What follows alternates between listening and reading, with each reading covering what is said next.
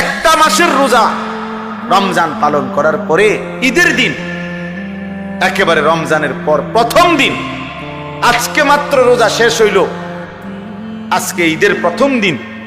এই প্রথম দিনে এক মাসের রমজান পাওয়ার পরেও একদিনেই প্রথম দিনেই যারা নাচ গান, অসভ্যতা, বেহায়াপনা, যাদের ছেলেরা বেপর্দা, মেয়েরা বেপর্দা ঘুরলো ফিরলো, গাইলো, হাসলো, নাচলো, গাইলো, ঈদের দিনে অসভ্যতা আর নোংরামি করলো, আহা, তাদের একটা মাসের রমজান দিয়ে তাদের অর্জন কি হলো?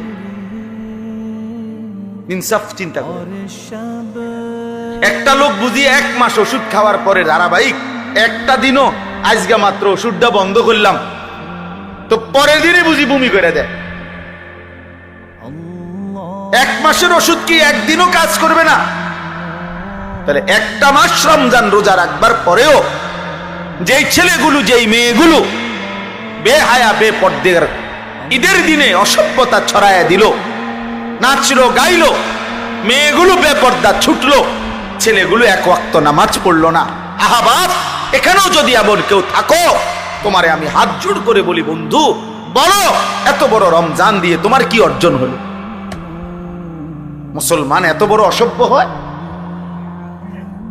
মুসলমান এত বড় অসভ্য?